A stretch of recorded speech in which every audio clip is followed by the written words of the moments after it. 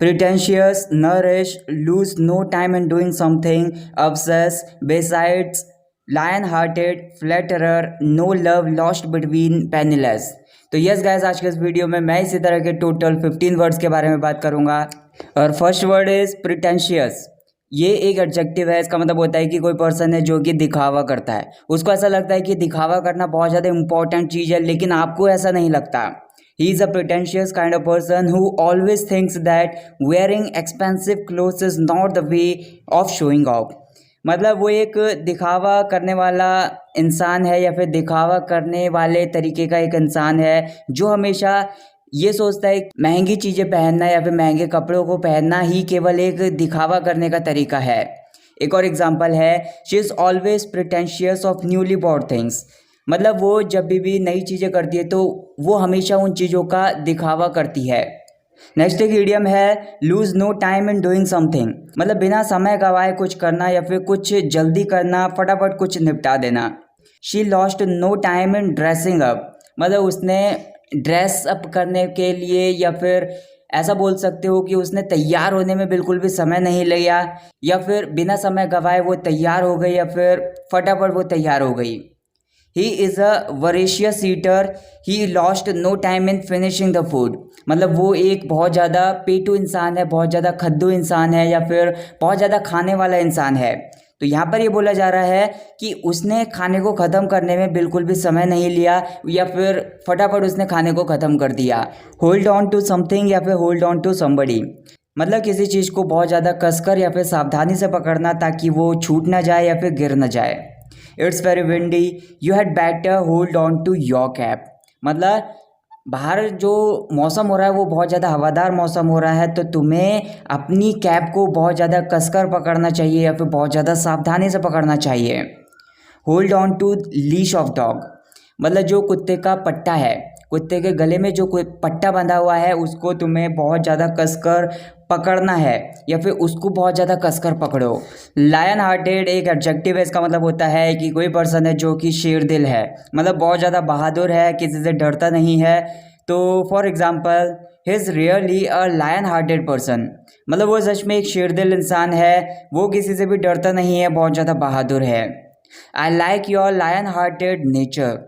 मतलब आप किसी से ऐसा कह रहे हो कि तुम्हारी जो शेरदिल फितरत है या फिर तुम्हारा जो शेरदिल स्वभाव है, मुझे वो अच्छा लगता है। नेक्स्ट एक वर्ड है पेनीलेस। ये एक एडजेक्टिव है। मतलब कोई पर्सन है जो कि कंगाल है, जिसके पास कुछ भी रुपये नहीं है, तो ऐसे पर्सन के लिए बोल सकते हो penniless. For example, he has become penniless after investing in new business. मतलब नए बिजनेस में पैसा लगाने के बाद, नए बिजनेस में पैसा इन्वेस्ट करने के बाद वो एक कंगाल इंसान बन चुका है, उसके पास बिल्कुल भी रुपए नहीं है अभी। एक और एग्जांपल है, can you spend your whole life with a penniless person. मतलब क्या आप एक ऐसे इंसान के साथ पूरी ज़िंदगी बिता सकते हो जो कि कंगाल है या फिर जिसके पास बिल्कुल भी रुपए नहीं है? क्या आप ऐसे इंसान के साथ पूरी ज़िंदगी बिता सकते हो अपनी? अगला वर्ड है हमारा टाइमली। ये एक एडजेक्टिव है। मतलब ठीक समय पर या फिर एक ही समय पर। Thank you so much for completing this work timely. मतलब आप किसी को धन्यवाद करते हुए ऐसा कह रहे हो कि आपका बहुत बहुत धन्यवाद इस काम को समय पर या फिर बिल्कुल ठीक समय पर पूरा करने के लिए। एक और एग्जांपल है, police could catch thief because of his timely arrival. मतलब पुलिस के ठीक समय पर पहुंचने पर या फिर बिल्कुल निर्धारित या फिर बिल्कुल ठीक समय पर पहुंचने की वजह से पुलिस चोर को पकड़ सकी। Next word is reckon. ये एक वर्ब है। इसका मतलब होता है कि कुछ मानना या फिर किसी चीज़ का अंदाज़ा लगाना। I reckon that it will rain at night. मतलब मैं अंदाज़ा लगाता हूँ कि आज रात को बारिश पड़ेगी। एक और एग्जांपल है, I reckon that police will catch thieves. मतलब मैं अंदाज़ा लगाता हूँ या फिर इस बात को मानता हूँ कि पुलिस चोरों को पकड़ लेगी।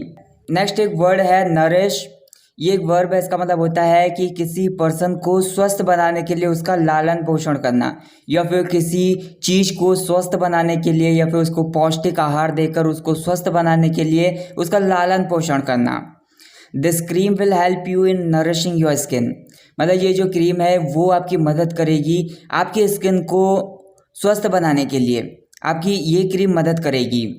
एक और एग्जांपल है, use this oil to make your baby well nourished.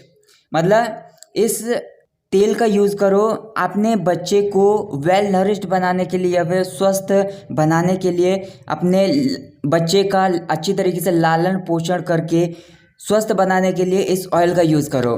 अगला एक वर्ड है हमारा मिस्टेक। ये नाउन है, इसको आप एक वर्ब के रूप में भी यूज़ कर सकते हो। जब हम इसे एज अ नाउन यूज़ करते हैं तो इसका मतलब होता है कि किसी की गलती या फिर किसी की भूल। लेकिन जब हम इसको एक वर्ब के रूप में यूज़ करते हैं तो इसका मतलब हो जाता है कि किसी बात को गलत समझ लेना, किसी चीज़ को गलत समझ लेना या फिर गलती से कुछ और समझ लेना। आई मिस्टूक रोप फॉर अ स्नेक, मतलब मैंने गलती से रस्सी को सांप समझ लिया। एक और एग्जाम्पल है don't mistake my friendship for love, मतलब मेरी दोस्ती को भूल से भी प्यार मत समझना या फिर गलती से भी प्यार मत समझना। नो लव लॉस्ट बिटवीन, ये एक फ्रेज़ है, मतलब जब हम दो लोगों की बात करते हैं उन दोनों के बीच में अच्छे टर्म्स नहीं है, अच्छे संबंध नहीं है, वो एक दूसरे को पसंद नहीं करते, तो उस टाइम पर बोल सकते हैं इसको they exchanged hot words with each other in the party, now they have no love lost between, मतलब पार्टी में उनकी बहस हो गई थी तो गाली गलौज भी हो गई थी, एक दूसरे को गाली भी दे दी थी उन्होंने, तो अब उनके बीच में अच्छे संबंध नहीं है, वो एक दूसरे को पसंद नहीं करते हैं बिल्कुल भी।